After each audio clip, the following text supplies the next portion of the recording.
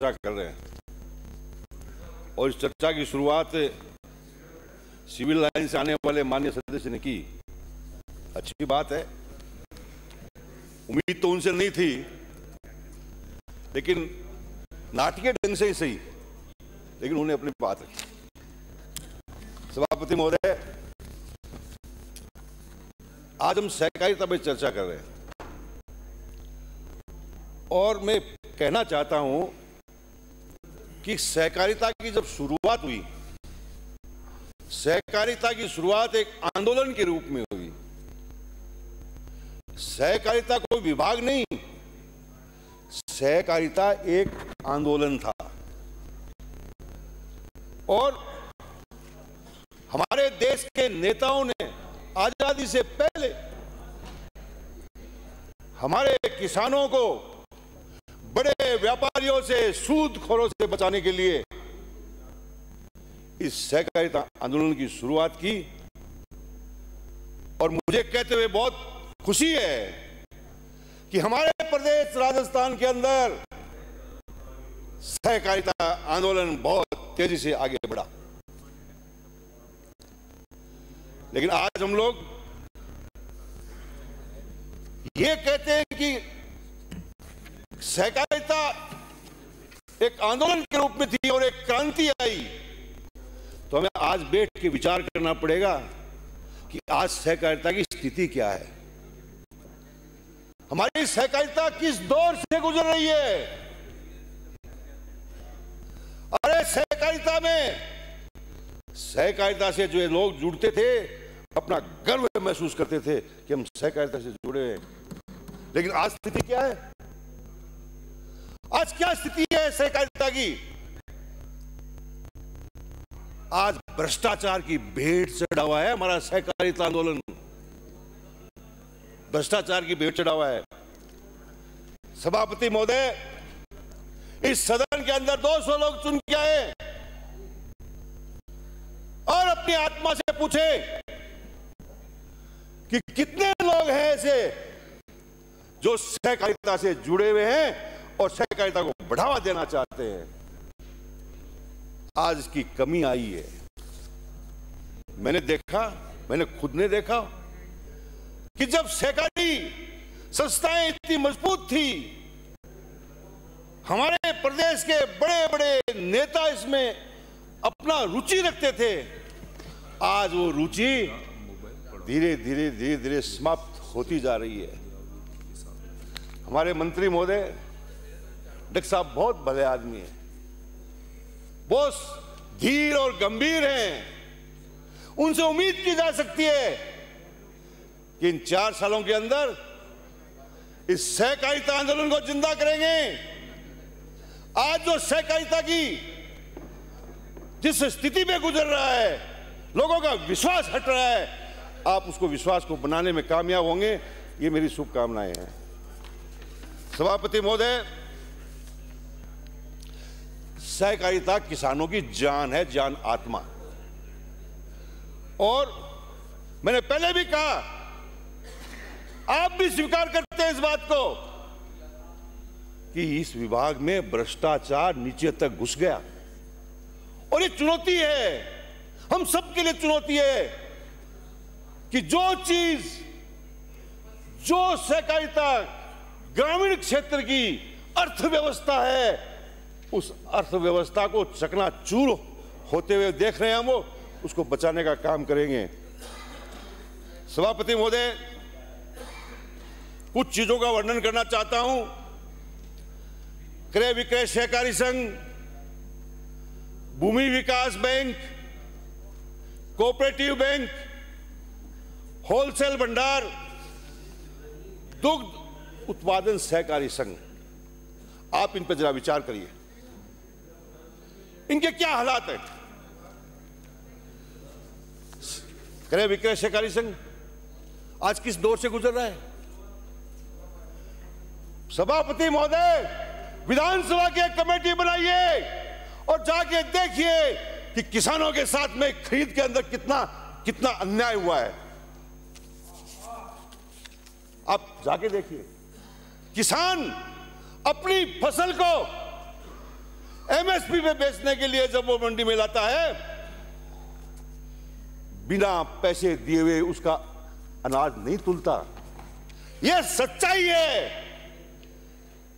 और जो पैसे नहीं देता है उसके अनाज में कमी निकाल दी जाती है।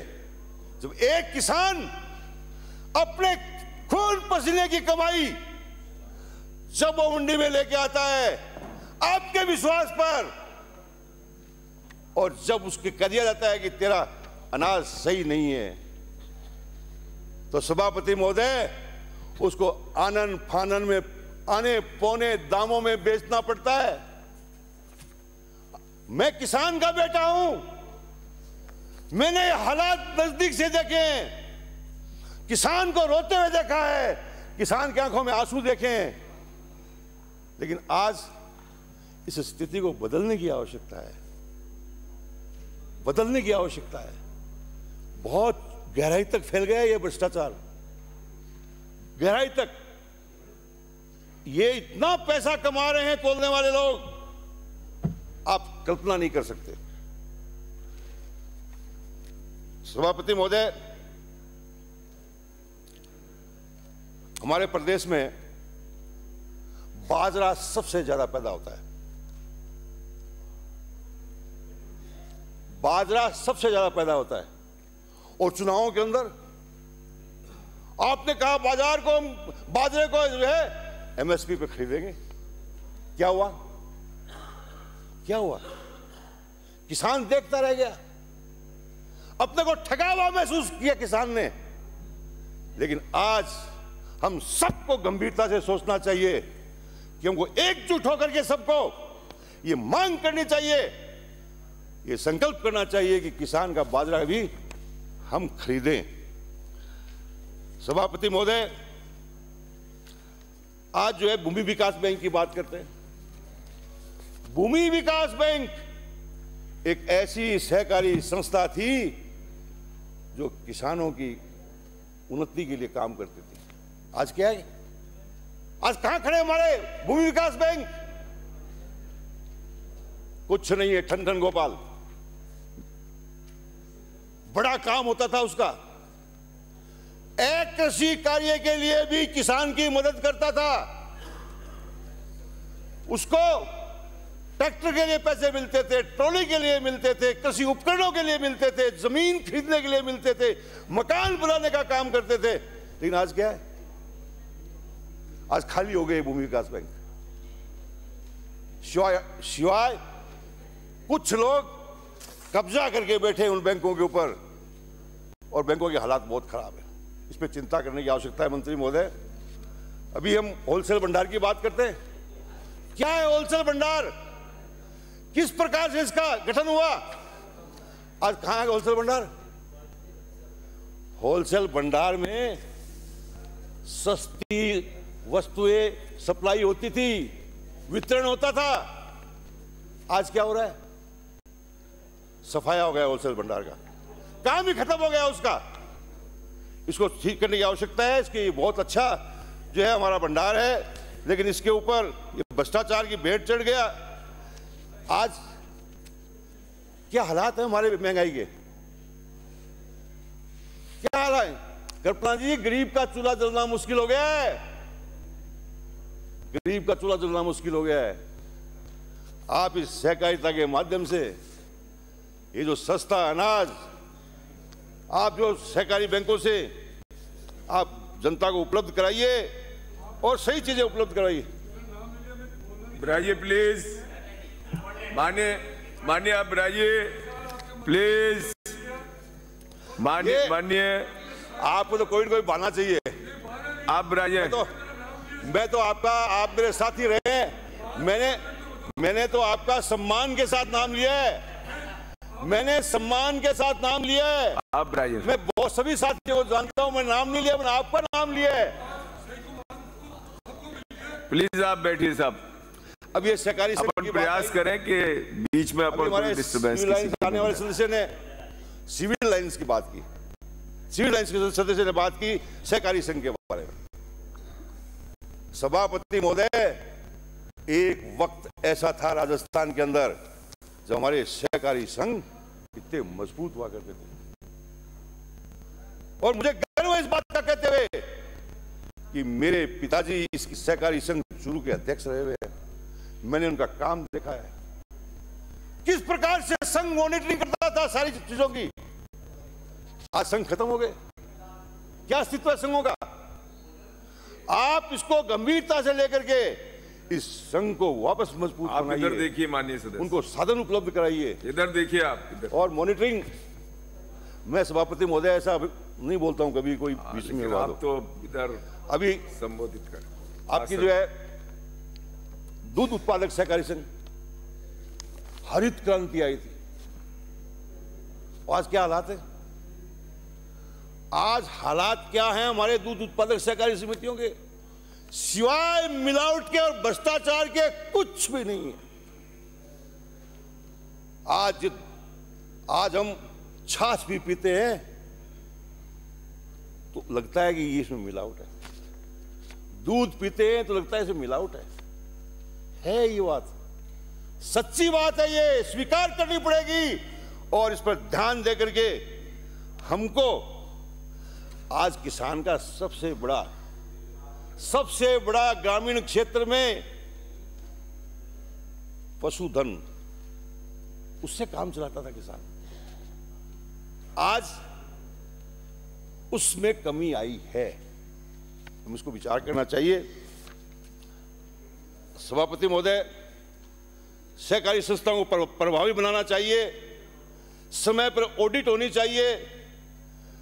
प्रशिक्षण कार्य की कमी आ गई है, झूठे बिल बन रहे हैं, झूठी सूचनाएं दी जा रही हैं। इसलिए मंत्री महोदय, आप स्वयं जो है इन प्रशिक्षण कार्यों में भाग लेकर के और इन प्रशिक्षण कार्य देकर के लोगों को इसकी भावना से अवगत कराए, और ताकि आपको जमीनी स्तर से मालूम हो सके। प्रचार प्रसार का काम, अरे ये एक ऐसा विभाग है जो ग्रामीण क्षेत्र से जुड़ा हुआ है, प्रचार प्रसार कहीं भी नहीं है। अखबारों में देखते हैं और ही और चीजों के ऐड आते हैं, सहकारी के संबंध में कोई ऐड नहीं आता। इसलिए मैं निवेदन करना चाहता हूं, इसे प्रचार प्रसार में कमी आई है, इसको पूरा करना चाहिए। और सहकारिता महिला सशक्तिकरण का एक बड़ा माध्यम है। आज इसके माध्यम से अब महिलाएं सहकारी समितियां बनी हुई हैं, लेकिन साधन नहीं मिलने से धीरे धीरे कमजोर हो गई, काम करना बंद कर दिया। गांव की महिलाएं अपने हुनर से वो कोऑपरेटिव के माध्यम से जो है अपना घर चलाती थी, आज उनका काम बंद हो गया। आज महिला स्वयं सहायता समूह को मजबूत करना चाहिए, ये मेरी सलाह है। सभापति महोदय, प्राकृतिक आपदाएं, और प्राकृतिक आपदाओं में किसान की मदद के लिए सहकारिता एक बड़ा साधन था, लेकिन आज क्या है?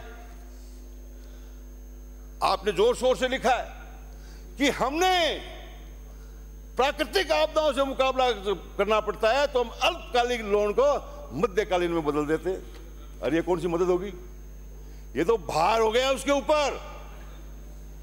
अरे ऐसी आपदाओं से किसान गुजरता है तो हमको उसकी स्थिति को समझना होगा, उसको मदद करनी होगी, उसका ऋण को माफ करना होगा, और हमने किया है माफ। 14,000 करोड़ रुपए का ऋण माफ किया सहकारिता का, 18,000 करोड़। वसुंधरा जी ने भी घोषणा की थी, उन्होंने भी घोषणा की थी, 2,000 करोड़ दिए, 2,000 करोड़ दिए, बाकी पैसे हमने चुकाए, बाकी पैसे हमने चुकाए। आपकी घोषणा पूरी नहीं कर पाए, हमने पूरा किया उसको, हमने किसानों को मदद की। अरे आगे आइए, अरे अन्नदाता है हमारा, अरे हम सबको यहां भेजने का काम करता है। तो मैं कहना चाहता हूं, अब एक बात मैं और कहना चाहता हूं, उड़ानिया जी पूरे चुका के गए, पूरा हिसाब बता एक बात और कहना चाहता हूं, ये फसल बीमा ये कंपनियां खा रही है किसान को, लूट रही है उनको। गंभीरता से विचार करना चाहिए हम सबको। आज वास्तविकता क्या है? अभी जितने भी सदस्य बोल रहे थे मैं सुन रहा था कि फसल बीमा, आज क्या कर रही है बीमा कंपनियां? देना नहीं चाहती, देना नहीं चाहती, कोई न कोई टेक्निकल बहाना बना के रोकना चाहती है। आज ही मेरे तारानगर के किसान मेरे पास आए थे कि साहब हमारे 2 पटवार हलकों में बिना किसी कारण के हमारा जो है बीमा क्लेम रोक रखा है, टेक्निकल कमी। अभी क्या करें? पहले क्रॉप कटिंग होती थी, किसान को सही तरीके से उसका बीमा क्लेम मिलता था, लेकिन अब सैटेलाइट लिया है। क्या करेंगे सैटेलाइट में? एक भी किसान को ये फसल बीमा नहीं देंगे। मैं आज कहना चाहता हूं आपको, इनको स्वतंत्र रखने की जरूरत नहीं है। मंत्री महोदय, आप जो है इन बीमा कंपनियों पे दबाव रखिए, नहीं तो किसान सड़कों पे आ जाएगा, आंदोलित हो जाएगा। आज किसान की मदद करने वाला या तो ईश्वर है या देखो आज जो राज कर रहे हो आप, तो आप जो है मदद करने की बात करो। और अंत में सहकारिता के बारे में एक बात कहना चाहता हूं कि मंत्री महोदय, सभापति महोदय, ये जो निर्वाचन प्राधिकरण है, इन समितियों की जो चुनाव कराता है, उसको मजबूत करने की आवश्यकता है। ये जितनी धांधली चुनाव में होती है उतनी और किसी में नहीं होती।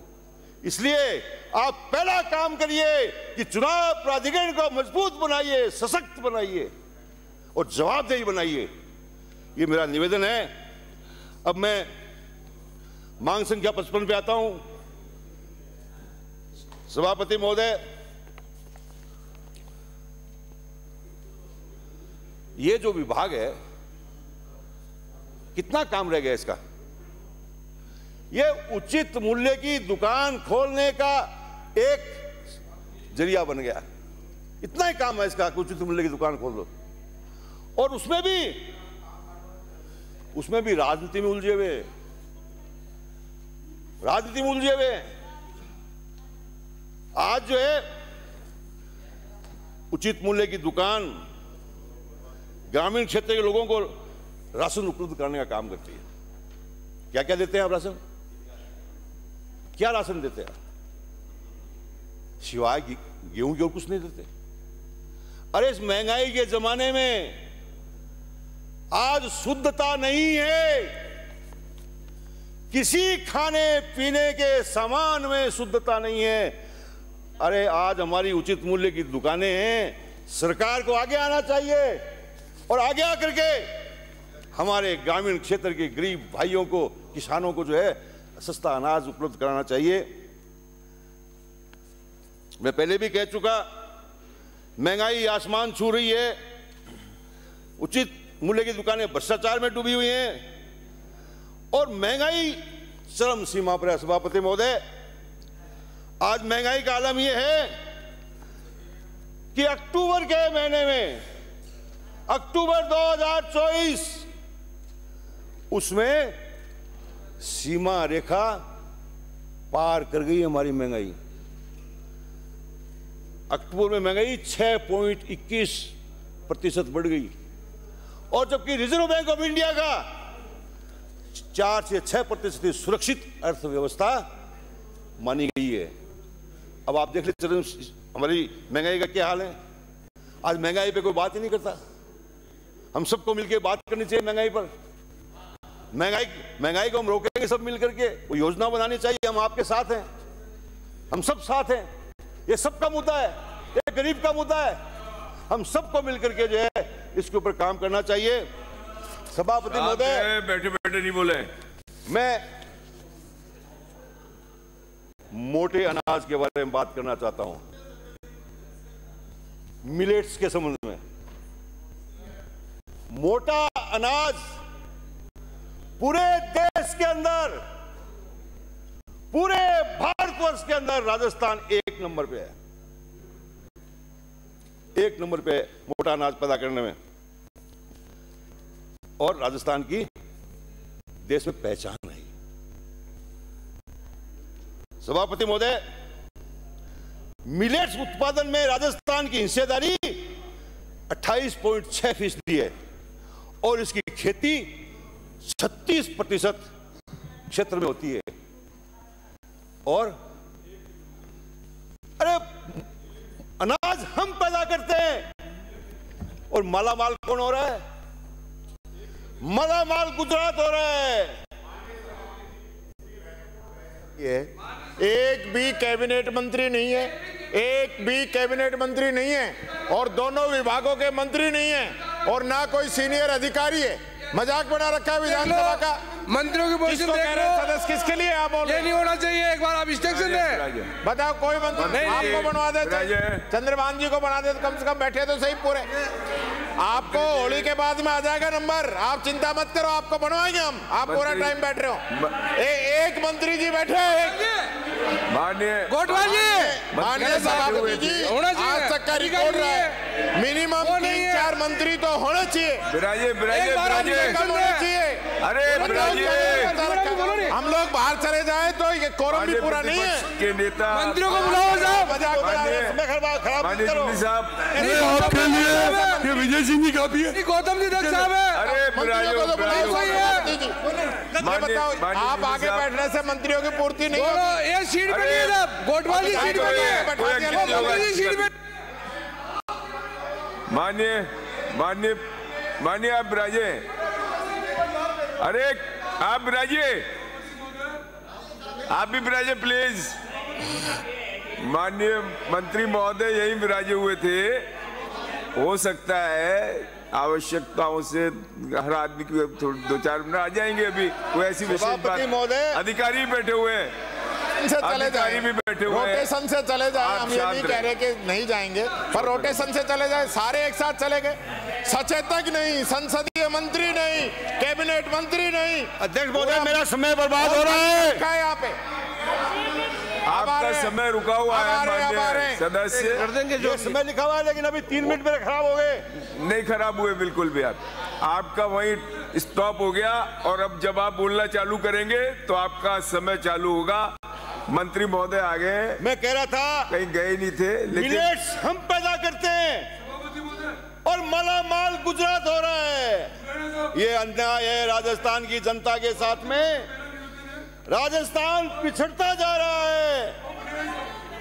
सभापति महोदय, सभापति महोदय, विराजिए, आप विराजिए। मानिए, मैं आपको बताना चाहता हूं कि देश में मोटे अनाज का निर्यात, अरे आप विराजिए, देश में मोटे अनाज का आप भी विराजिए निर्यात साहब। 45% हिस्सा गुजरात का है। अरे मिलेट्स हम पैदा कर रहे हैं और 45% हिस्सा गुजरात ले रहा है।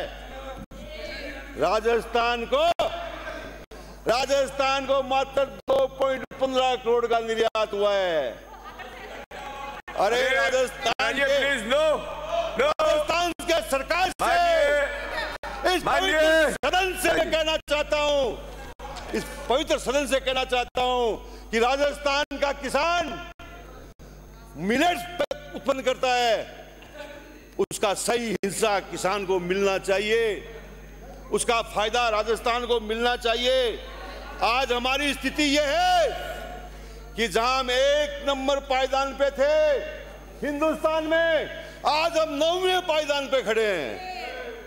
और शर्म की बात यह है कि महाराष्ट्र, बिहार, पश्चिम बंगाल, तमिलनाडु, तेलंगाना, आंध्र प्रदेश, कर्नाटक राजस्थान से आगे हैं। ये बहुत मिलेट्स का बहुत, ये स्वास्थ्य के लिए अच्छा होता है। मिलेट्स के लिए जो है 2023 में अंतर्राष्ट्रीय दिवस मनाया गया, भारत में बहुत जोर शोर से मनाया गया, राजस्थान में जो है बहुत जोर शोर से मेला लगा, इसका फायदा हुआ, लेकिन इसके प्रचार प्रसार में कमी है। आप कोशिश करिए कि गुजरात को हिस्सा नहीं जाए हमारा, हम भी निर्यात में गुजरात से आगे जाने चाहिए, क्योंकि हमारा बैठे नहीं बोले। सभापति महोदय, सभापति आप तो आपके स्थान पे विराजे। सभापति महोदय, एक बहुत गंभीर बात कहना चाहता हूं। एक बहुत गंभीर बात है कि आज जो हमारे स्कूलों में, आंगनबाड़ियों में जो बच्चे पढ़ते हैं उनको पोषण युक्त खाना नहीं मिलता, नहीं मिलता। ये सच्चाई है, ये सच्चाई है। आप देखिए हमारे 10 जिलों में तो वो हालात हैं, हमारे बच्चों की हालत बहुत खराब उन 10 जिलों के अंदर। आज हमको ये ध्यान देना चाहिए। हम लोगों ने पाउडर से दूध पिला रहे बच्चों को, आपने घोषणा की गरम पिलाएंगे। अरे गरम पिलाओ तो सही, आप गरम ठंडा ही पिला दो, लेकिन दूध तो पिलाओ बच्चों को। बच्चों को जो है, बच्चों को अच्छा खाना दीजिए। आप खाना दीजिए बच्चों को। मैं जमीन की बात कर रहा हूं मंत्री महोदय, मैं झूठ नहीं बोलता हूं पवित्र सदन के अंदर। मैं वही बात करने की कोशिश करता हूं जो सच्चाई है, और ये सच्चाई है। आप इसके ऊपर ध्यान देना चाहिए। मैं एक दो बात और कहना चाहता हूं कि आपने चुनाव में घोषणा की, समय हो गया साहब, चुनाव में घोषणा की आपने कि हम लोग पेट्रोल डीजल के भाव हरियाणा और पंजाब के बराबर कर देंगे। क्या हुआ उसका? विराजी साहब प्लीज। कुछ नहीं हुआ। आज पंजाब से हरियाणा में 10 रुपए का अंतर है। आपकी सारी बात आ गई। आज सारी बातें हैं, ये देखने की बात है। सभापति महोदय, मेरा समय आपने 2 मिनट का खराब करा दिया। नहीं, मैं 2-3 मिनट, ये पूरा आप देखना, आपका पूरा जितना बोला है 25 मिनट आप बोले हैं। मैं निवेदन करूंगा आप विराजी, आपका सारी बात आ गई। श्री सुभाष मील। माननीय सभापति महोदय, आपने मुझे मांग